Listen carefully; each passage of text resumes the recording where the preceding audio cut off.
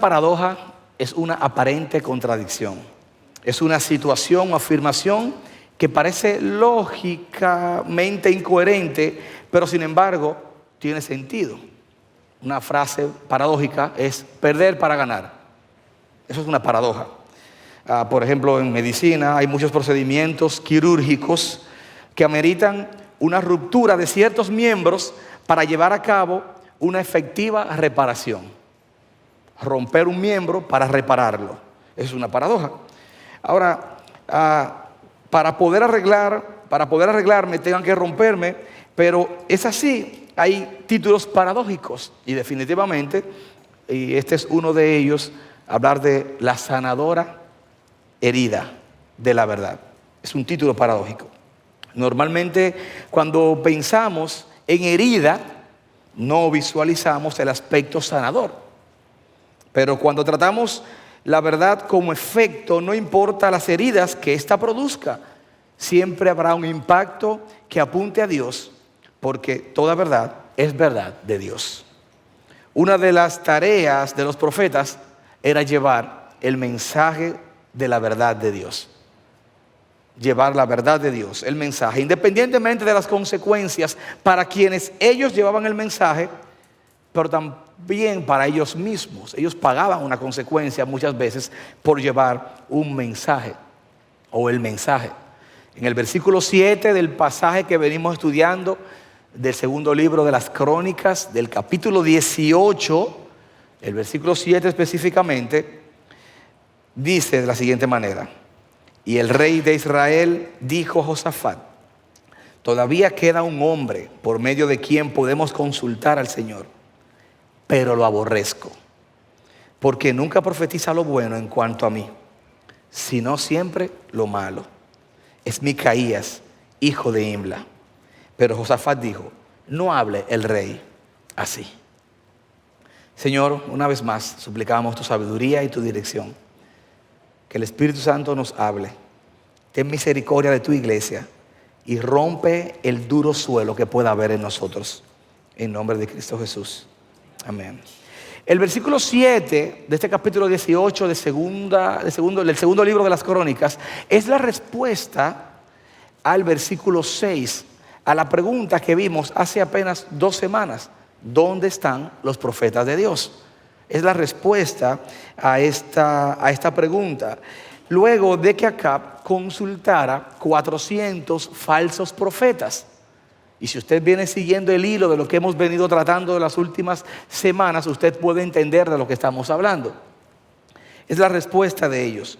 El rey de Israel contestó a Josafat, a raíz de la pregunta de dónde estaban los profetas del Señor, en el versículo 6, hay un hombre más que podría consultar al Señor por nosotros, pero lo detesto, dice esta versión. Nunca me profetiza nada bueno, solo desgracia. Es la Nueva Traducción Viviente. Se llama Micaías, hijo de Imla. Si algo es verdad, aunque sea doloroso, necesitamos asimilarlo. Si algo es verdad, aunque sea doloroso, necesitamos retenerlo. Necesitamos practicarlo, aunque su efecto no sea agradable. Por ejemplo, la mayoría de los efectos de recuperación de cirugías tienden a ser molestosos. Son molestosos, pero son sumamente necesarios para el desarrollo de los pacientes. Es imposible hablar de una recuperación a nivel quirúrgico sin esa molestia de... No hay una forma. Asimismo es la verdad de nosotros. Asimismo es la verdad cuando opera en nosotros. La herida de la verdad es sanadora. ¿Pero es sanadora para qué? Para nuestro orgullo. La herida de la verdad es sanadora para nuestro orgullo. El orgullo es un veneno que corre por nuestras venas y no tiene que ver con estatus social, ni con edad, ni con personalidad. Para nada. Hay gente muy efusiva, explosiva, que son orgullosas. Hay gente muy dócil, muy mansa, que no matan una mosca, muy orgullosa. Hay ricos orgullosos y hay pobres orgullosos. Hay personas con menos recursos también orgullosos. No tiene que ver con estatus social, no tiene que ver con personalidad, no tiene que ver con eso. La gente confunde personalidad con humildad y confunde pobreza con humildad. Pero eso no es necesariamente así, porque el orgullo no está en el bolsillo y en la ropa, el orgullo está en el corazón. El orgullo no tiene que ver, o podemos decir que esos aspectos visibles de las personas son el resultado de la intención del corazón, el orgullo que está en el corazón. Pero no necesariamente tiene que ser al revés. No, el orgullo es un cáncer que se alberga ahí. Y no tiene que ver con apariencia física, todo lo contrario. Todo lo demás es consecuencia del orgullo. Pastor Otto dice unas frases bastante interesantes. Él dice, docilidad no es humildad. Docilidad no es humildad. Hay gente dócil, pero no humilde. Gente que sabe leer, aprenden los códigos de los lugares y aprenden a sobrellevarlo ahí, pero no porque ellos sean humildes de manera natural, sino porque tienen inteligencia emocional. El orgullo es la nodriza, dice el pastor también, que amamanta todos los demás pecados que se desprenden de él. El orgullo es como una abuela con muchos nietos. Apariencia, avaricia, de todo, sensibilidad, hipersensibilidad. Todo eso al final está ahí, eso es la abuela llamada orgullo. Ven hipersensibilidad, ven apariencia, ven aquí, ven. Y aunque parezca paradójico, el orgulloso se cree humilde y el humilde se cree orgulloso. Ahora, por eso decimos que la herida de la verdad es sanadora para nuestro orgullo. Y vamos a ver 3 cosas muy puntuales de por qué afirmamos esta postura. La herida de la verdad es sanadora para nuestro orgullo. Número 1, porque nos confronta. Nos confronta. Versículo 7. Josafat pregunta, ¿acaso no hay también un profeta del Señor? En el versículo 6. Y en el 7, Acab responde, hay un hombre más que podría consultar al Señor por nosotros. Esta pregunta confronta la iniciativa de Acab de consultar 400 falsos profetas. Un rey, un monarca que toma una decisión de consultar a sus supuestos hombres o profetas y luego tiene que verse retractado. Es aquí donde Acab se ve en la necesidad de reconocer que hay un hombre más, aparte de los 400 que él tenía como carta de presentación. Hay uno más. Él lo tenía ahí, no lo presenta. Uno que puede consultar al Señor. Uno que tiene la autoridad divina para hablar de la palabra de Dios.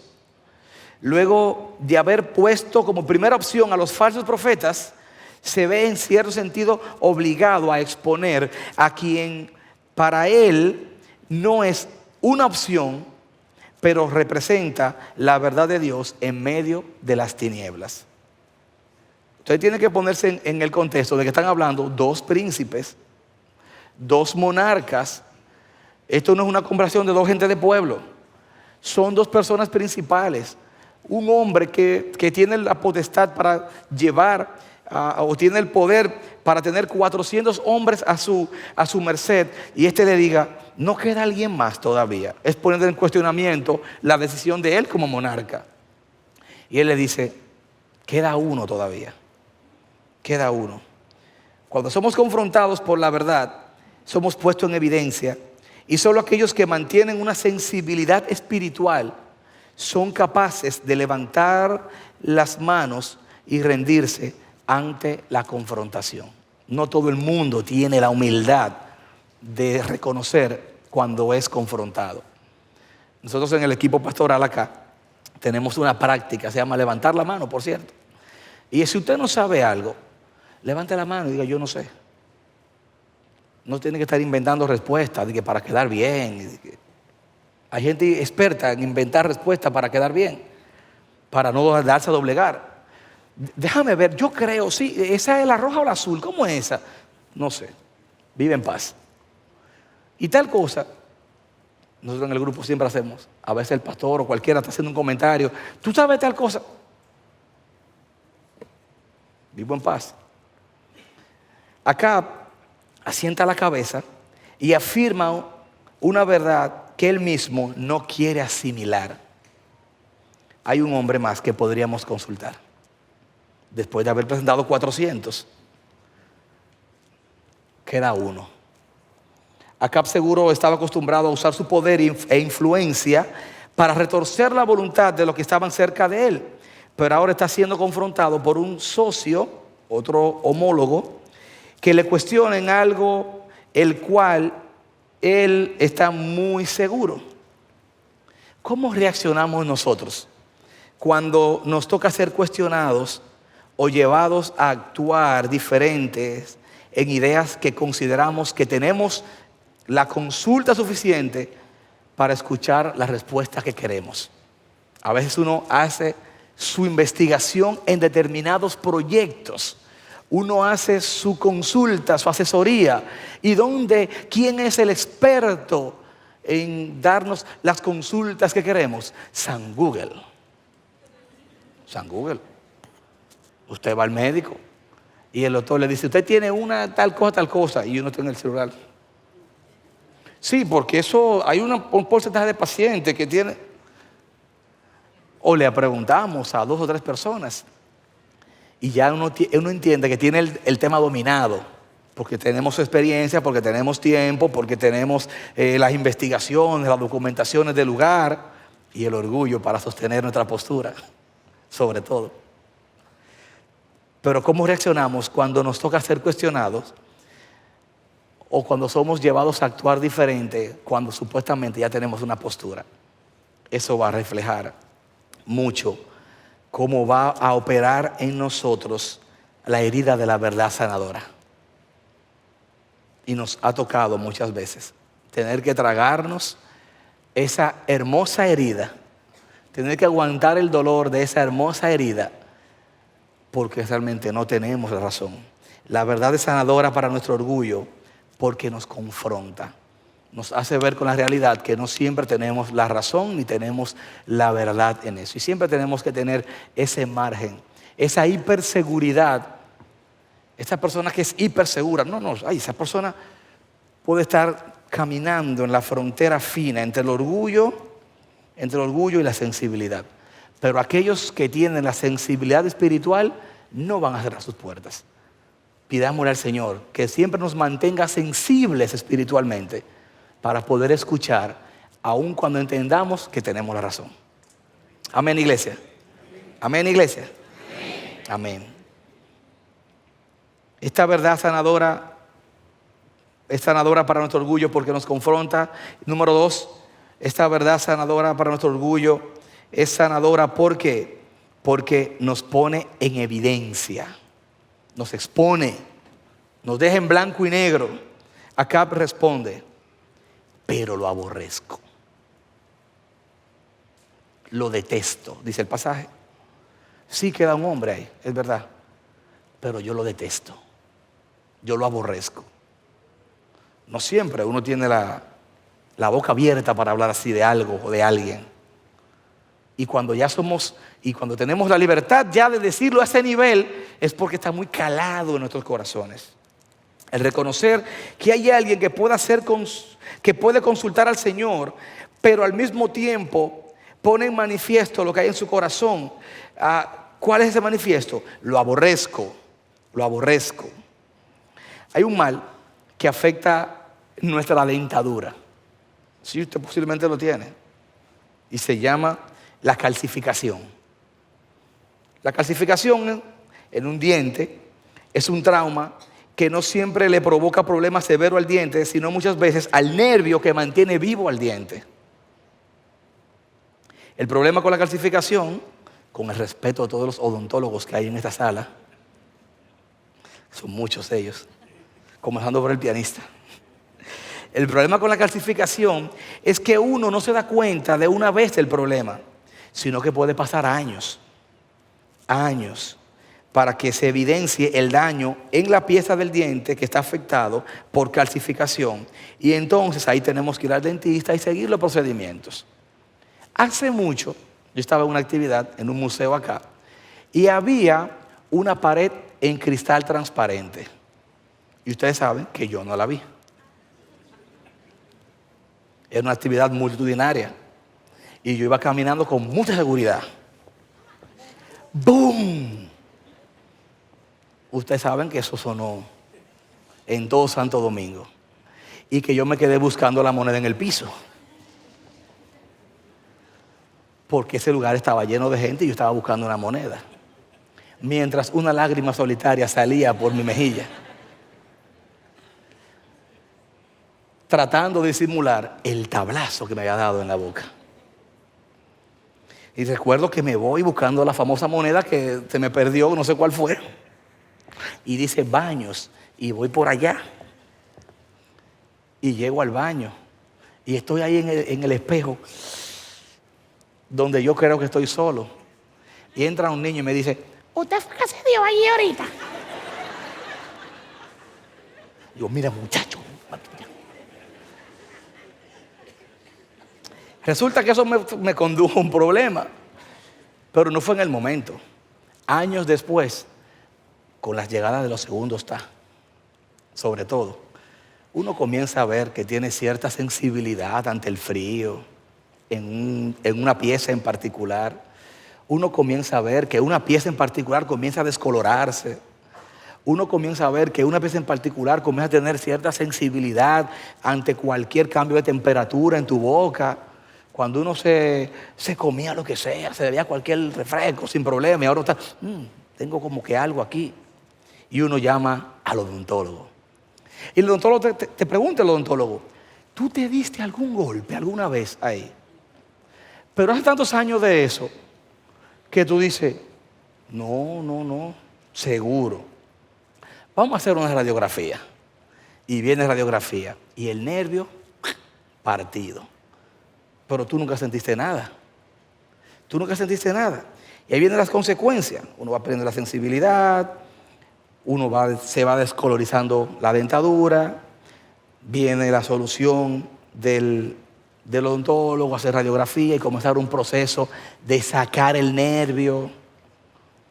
Porque ya no funciona. Porque al estar fracturado se va calcificando. Es una especie como parece un yeso. Y el nervio no fluye. No pasa lo que tiene que pasar por ahí para que el diente se mantenga vivo, entre comillas. Muchas veces nosotros tenemos ciertos traumas en nuestra relación con otros que al no ser tratados nos provocan una especie de calcificación espiritual. Una situación mal manejada, una diferencia con alguien, y eso quiebra mis nervios y se queda ahí. Y con el tiempo, un día, yo me voy dando cuenta, como que hay cosas como contra mí con esa persona. Como que hay ciertas cosas con esa persona. Y cuando vengo a entender, ya el nervio no sirve porque está calcificado. Y la solución es extraerme el nervio porque no hay lugar para la reparación. No hay lugar. Y en consecuencia voy perdiendo sensibilidad espiritual. En consecuencia siento malestar en mi interior cada vez más frecuente. En consecuencia voy perdiendo el brillo que me caracterizaba como luz. Acab reconoce que hay un hombre que puede consultar al Señor. Reconoce que hay un hombre que es una autoridad espiritual, pero al mismo tiempo dice, pero lo aborrezco. Lo detesto, dice la Nueva Traducción Viviente. Acab está mostrando sentimientos calcificados contra el profeta Micaías. Está mostrando que hay algo quebrado dentro de él contra esa persona. La herida sanadora de la verdad nos pone en evidencia. Acab está puesto en evidencia como también cualquiera de nosotros que cualquiera de nosotros que aborrece a su hermano por causa de una conversación que no se asumió con humildad, sino que surgió el efecto contrario. La herida de la verdad es sanadora para nuestro orgullo porque nos confronta y nos pone en evidencia. ese hombre expresa un sentimiento de odio ante alguien que solo cumplía su papel de ser un portavoz de Dios. Se ensañó contra alguien que solo cumplía su labor profética. ¿Podemos sufrir por la verdad? Sí. ¿Usted se puede encontrar personas hostiles porque usted le diga la verdad? Sí, claro. Esto es un ejemplo de ello. Usted se puede encontrar a alguien hostil y resentido con usted porque usted sea un agente de luz. Sí, eso es normal para un cristiano y para alguien que sea un promotor de la verdad. Eso es normal. En 1885, Robert Law tituló su comentario sobre Primera de Juan, Test of Life, prueba de vida. Allí expuso 3 pruebas cardinales, 3 criterios mediante los cuales podemos discernir entre los maestros verdaderos y los falsos. Y hasta podemos decir que hasta en un verdadero cristiano y un cristiano falso. Son 3 aspectos que él usó como un test para probar un maestro verdadero de un falso. 1, la prueba doctrinal, le llamaba él. Consistía en verificar si los maestros creían en la encarnación. Primera de Juan, capítulo 4, versículo 2. En esto conocéis el Espíritu de Dios. Todo espíritu que confiesa que Jesucristo ha venido en carne es de Dios. Y todo espíritu que no confiesa a Jesús no es de Dios. Podemos decir que un verdadero cristiano es alguien que confiesa, que recibe, que entrega, que vive para su Señor y Salvador Jesucristo. Y él le llama a eso la prueba doctrinal. Ver a Cristo como el único Señor y suficiente Salvador. Número 2, él tenía como en el test la prueba ética.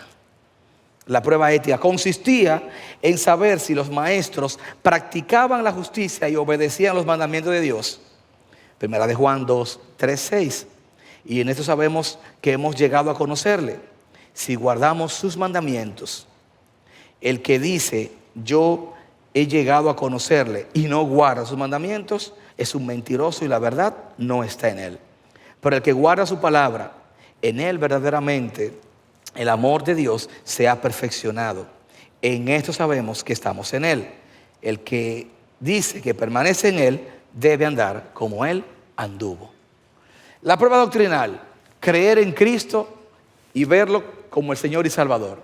La prueba ética, obedecer lo que tú has creído. Esas son preguntas que como cristianos nos podemos hacer. Bueno, yo he creído en el Señor. Eso es una evidencia de que soy un cristiano, un creyente. Pero yo vivo una vida de obediencia al Señor. Yo vivo una vida de obediencia plena al Señor. Yo creo lo que su palabra me dice y la obedezco. Eso es el filtro de la ética del cristiano. Pero ¿saben cuál es el tercer filtro? La prueba social. La prueba social. Era comprobar si entonces esos que habían creído, que obedecían, estaban viviendo unidos en la comunidad cristiana en amor.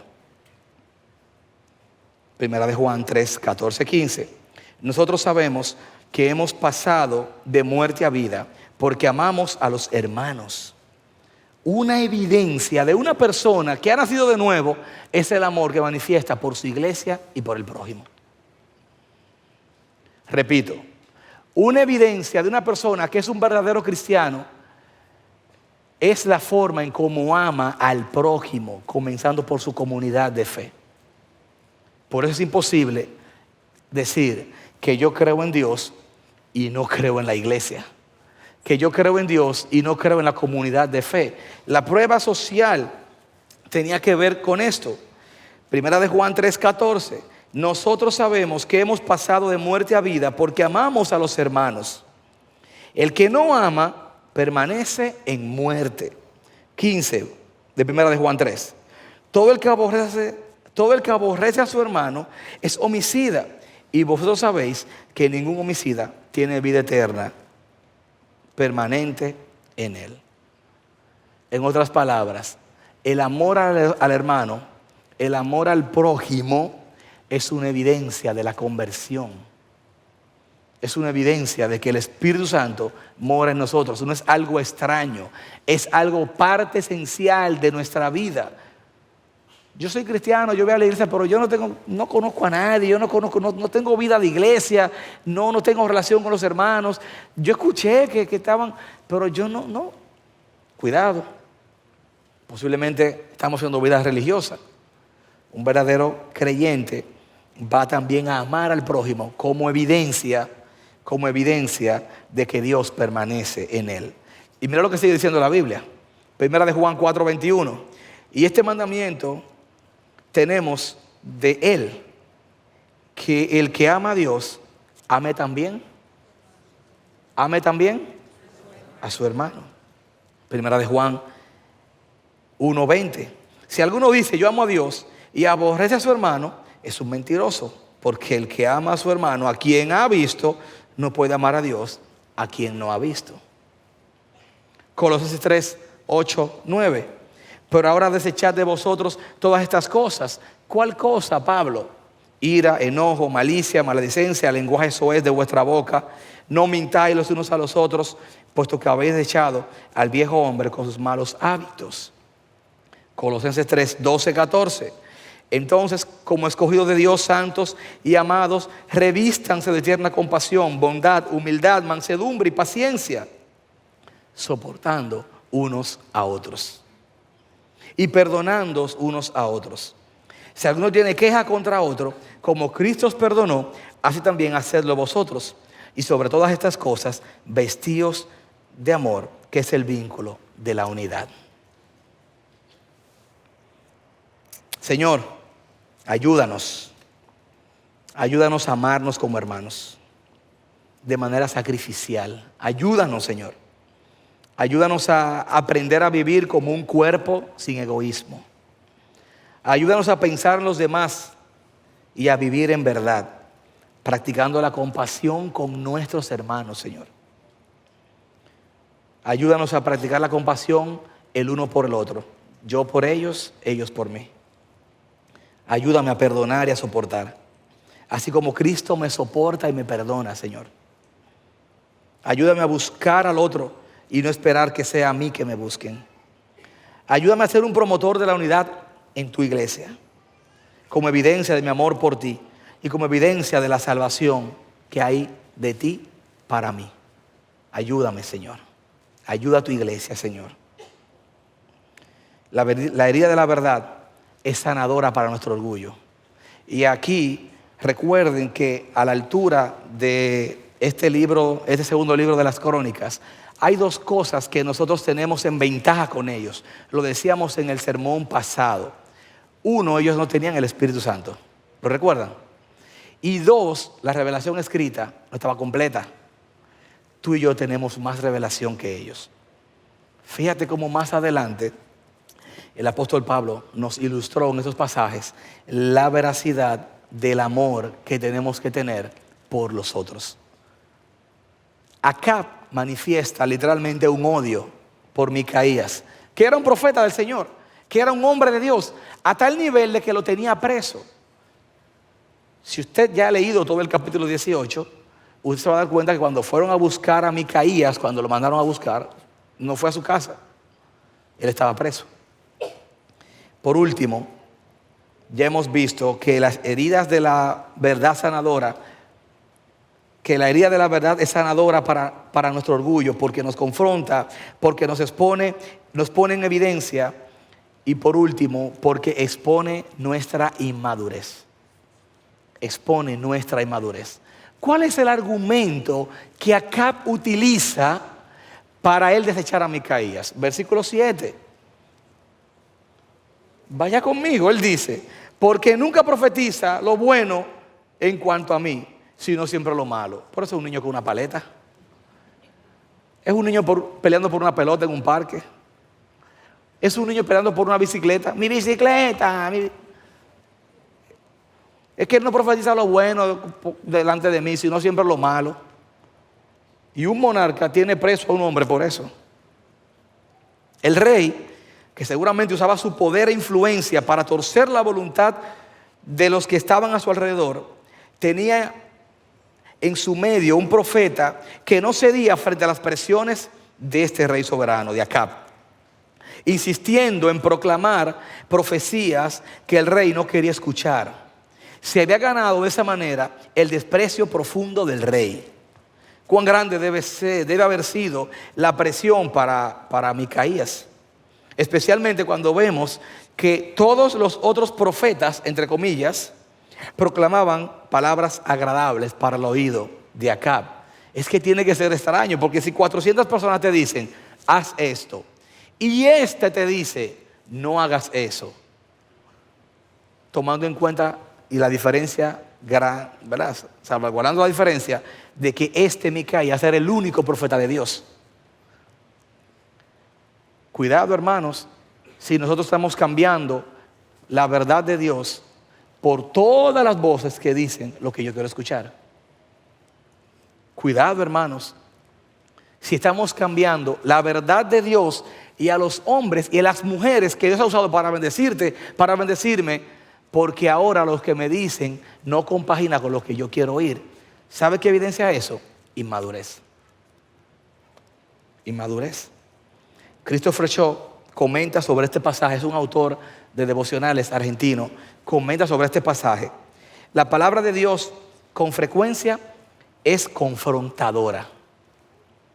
Pone en relieve nuestras rebeldías, la tendencia a la desobediencia, y nos llama a hacer los cambios necesarios en nuestras vidas para que nuestros corazones estén enteramente alineados con su manifiesta voluntad. Nuestros corazones deben afinarse con la palabra de Dios, no con mis sentimientos y mis emociones y lo que yo sienta o lo que sea, con la palabra de Dios. Esta ha sido siempre la definición más sencilla de la tarea de los profetas. Interpretaban para el pueblo cuál era la realidad en la que estaban viviendo y en qué aspectos diferían esta de los parámetros establecidos por la palabra de Dios. Su proclamación de la verdad siempre iba acompañada de una exhortación a volver a los caminos señalados por Dios. Ven, mira, dice la Biblia, mira, la palabra dice, mira, la palabra dice, la palabra dice, ven.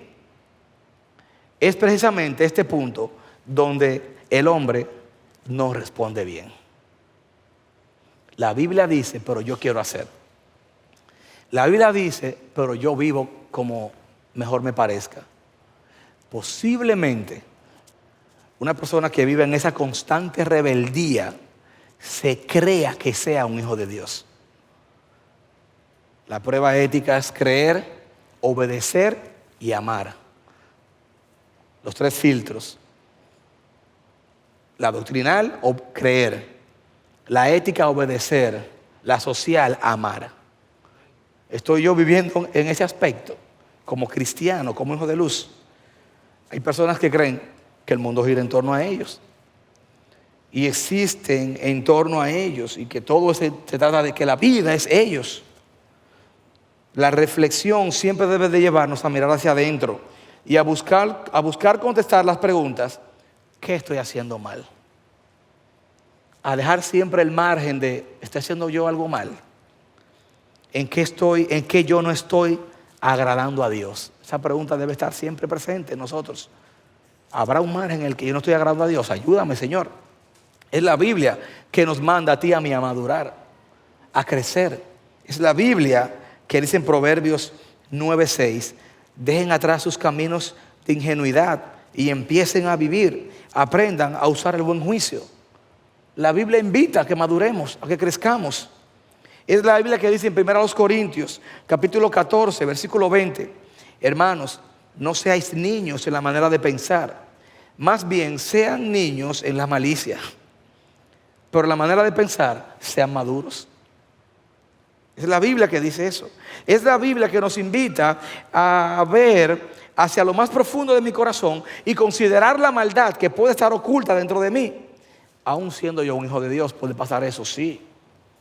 Es la Biblia que dice: ¿quién puede discernir sus propios errores? Líbrame, absuélveme de los que me son ocultos. Salmo 19:12. Versículo 13 del Salmo 19. Guarda también a tu siervo de pecados de soberbia, que no se enseñoreen en mí. Entonces seré íntegro y seré absuelto de gran transgresión. Sean gratas las palabras de mi boca y la meditación de mi corazón delante de ti, oh Señor, roca mía y redentor mío. Es el Señor que dice eso. Es el Salmo 139 que me dice en el versículo 23: examíname, oh Dios, y conoce mi corazón. Pruébame y conoce mis pensamientos. Y ve si hay en mi camino de perversidad, camino malo, y guíame por el camino eterno. Es la Biblia que me invita a ver hacia lo profundo. Nosotros vivimos a una velocidad que vamos demasiado rápido para meditar y para pensarnos, para detenernos a pensar hacia adentro. Es la Biblia que me invita a ser fiel a la encomienda de ser un portavoz del mensaje del Señor. Es la palabra del Señor que me invita a eso. Según Timoteo 4:2, predica la palabra, insiste a tiempo y fuera de tiempo, redarguye, reprende, exhorta con mucha paciencia e instrucción, porque vendrán tiempos cuando no soportarán la sana doctrina, sino que teniendo comezón de oídos, acumularán para sí maestros conforme a sus propios deseos, y apartarán sus oídos de la verdad y se volverán a mitos. Pero tú, sé sobrio en todas las cosas, sufre penalidades, haz el trabajo de un evangelista, cumple tu ministerio. Es la Biblia que me manda a yo ser fiel en el lugar donde me encuentre. ¿Por qué? Porque la herida de la verdad es sanadora para nuestro orgullo, porque nos confronta, porque nos pone en evidencia y porque expone nuestra inmadurez. Es paradójico pensar que haya sanidad cuando algo hiere. Es paradójico pensar, puede sonar contradictorio. Para Acab, el problema era Micaías, que siempre decía lo malo en su contra, entre comillas. Pero su sentir era la evidencia de un dolor que manifiesta orgullo en su corazón. Pero de alguna u otra forma, mi hermano, de alguna u otra forma, todos acá hemos sido Acab. Todos hemos actuado como Acab, esperando el aplauso cuando nuestras acciones han sido incorrectas, esperando el espaldarazo cuando hemos actuado de manera mal, dejando que el orgullo y la inmadurez nos cieguen en muchos momentos. De alguna manera todos hemos sido Acab al tener que ser confrontados con el dolor de la verdad. Todos hemos sido Acab. Pero también todos hemos sido Josafat, de alguna u otra manera, que conociendo a Dios hemos tomado decisiones las cuales han puesto en riesgo a nuestra familia, nuestro bolsillo y a los que han estado alrededor de nosotros. De alguna manera todos hemos actuado como Josafat, poniendo en riesgo, producto de alianzas equivocadas, alianzas peligrosas, aquellas cosas que Dios nos ha puesto alrededor de nosotros. Pero todos deberíamos ser Micaías. Una voz que lleve el mensaje sin importar lo alto de la audiencia, sin miedo a rangos, ni miedo a jerarquías humanas. Todos deberíamos ser Micaías, dispuesto a pagar el precio de la cárcel por no ser una marioneta del monarca, sino un siervo fiel del reino. Que Dios nos ayude a examinar bien nuestro corazón a la hora de querer reprochar una corrección. Que Dios nos ayude a ver la corrección como la posible palabra de Él que necesitemos para cambiar malas actitudes. Que tengamos la humildad para ver esa corrección como las palabras necesarias para cambiar ciertas actitudes que no son compatibles con el plan de Dios en su palabra. Que Dios nos ayude a que a partir de ahora podamos tener otra perspectiva a la hora de escuchar lo que no nos gusta. Señor, solamente tú sabes la verdad.